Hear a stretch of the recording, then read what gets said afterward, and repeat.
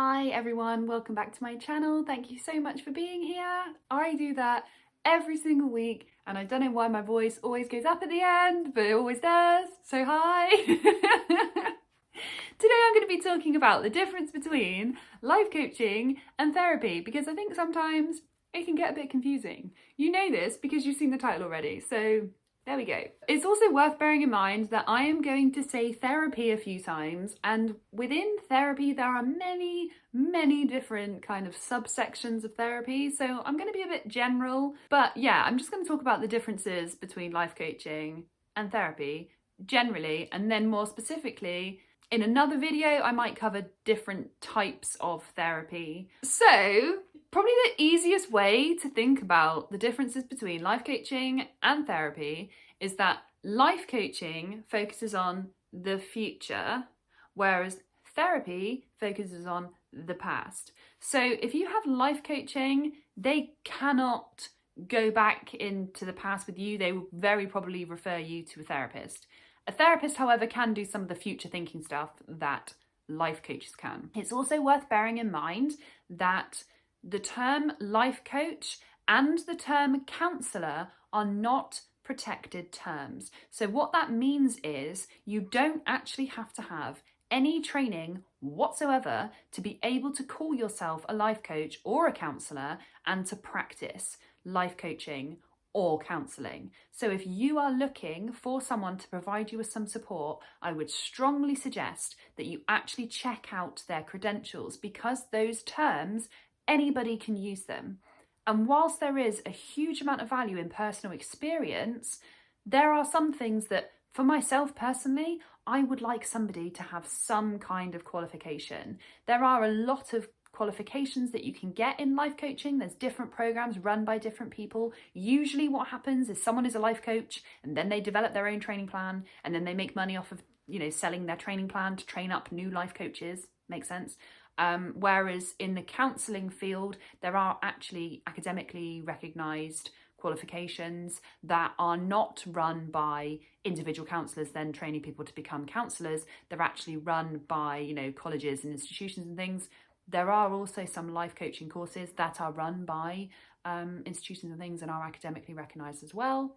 But with life coaching, it almost seems like the best qualifications are actually not ones that are run by academics. They're run by really successful, good life coaches. And also with the term counsellor, there are lots and lots of different practicing professionals who can offer therapy, and it may not necessarily be a counsellor that you sit with, but it's the term counsellor that you don't have to actually be qualified in any way or at a certain standard to be able to use that term.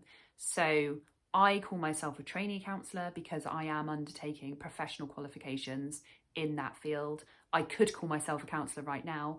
Ethically, it does not sit right with me. And that's the other thing, is when you find a counsellor, especially in the UK, there are certain organisations that person can be a member of that gives some credibility to their qualifications as a counsellor or a therapist. So there are a lot of different bodies that will provide a kind of accreditation, which means that they'll follow ethics boards and ethics procedures that someone just calling themselves a counsellor set up in their house, for example, would not necessarily have. So that's just something to bear in mind as part of this if you're looking for either a therapist or a life coach. Life coaching, as I said, anybody can do it. You don't need to be qualified. However, I think with life coaching, because it doesn't go as in depth, it's not as big of an issue as if someone's calling themselves a counsellor, which can be really problematic and could actually cause harm to individuals. So that's just something to bear in mind. So life coaching. So in terms of what I've just said then, life coaching doesn't tend to go too in depth. So it's not about you getting over your self-esteem issues by going back to the root of those issues and dealing with them. It's about kind of adjusting your focus so that although those issues are still there, you're not identifying with them.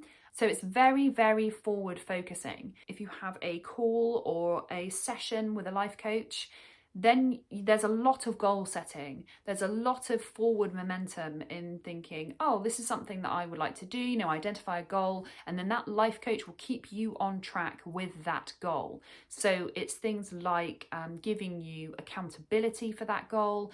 They are going to get back in touch with you. So it will also psychologically make you think you have to do it because they're going to contact you and they're going to be kind of checking in on you and making sure that you've done it.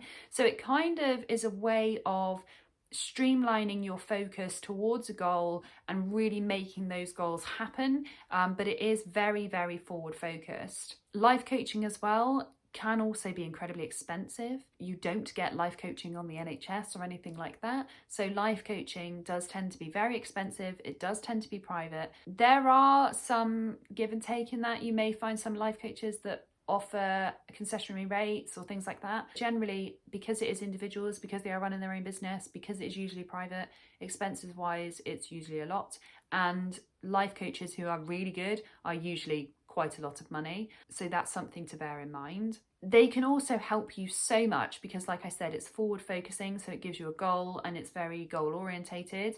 However, there is the risk that life coaches can kind of invalidate your mental health space. So for example, if you're in the midst of dealing with, say, a loss and you seek some support through a life coach, then you'll become very forward focused on what you want to do in your life and other areas that you can focus on, all those types of things.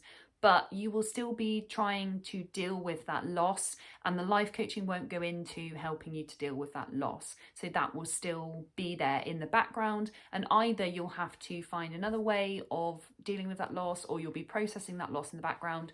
Or if you're distracting so much that you're shutting yourself out from managing that loss, at some point in the future, that loss will come back into your life at certain points and you will struggle again. So that's something to bear in mind with life coaching. Now to move on to therapy. Therapy looks back. You know, therapy sees where you are now, validates where you are now in your experiences, and looks back to change your perspective on why you are feeling the way that you're feeling and whether or not the past is coming into your present, or help you to develop strategies that can mitigate certain mental health issues in the future. But a lot of therapy is about working out where things come from, working out where your core beliefs come from, so that you can work out if that's actually what you believe, or if that's, you know, conditioning, or if it's your upbringing, or if it's societal influences, or if it's other things, basically. And I have done a video about the myths of therapy, which I will link here, which kind of goes into that a little bit more, what therapy is and isn't. But in comparison to life coaching, there is an element of forward focus, because obviously it does try and get you to recognize what it is that you want to do in certain situations and how do you want things to go. But it's not as kind of goal orientated. There's not, what are you going to do by next week, and are we going to, you know, so that kind of stuff. That sort of streamlining you towards goals, that's not really the focus of therapy. Now, as I said, there are different types of therapy that do different things. So for example, if you see a CBT practitioner, which is cognitive behavioural therapy, they focus a lot more on strategies in the present to help you manage your present behaviour and your present thoughts, rather than looking at the underlying issues that may be causing those present thoughts. So it does depend on the type of therapy that you're going to have. But generally, the difference between life coaching and counselling is the area of focus. Also, therapy is available, certainly in the UK, is available on the NHS. It is also available through charities, through other support mechanisms.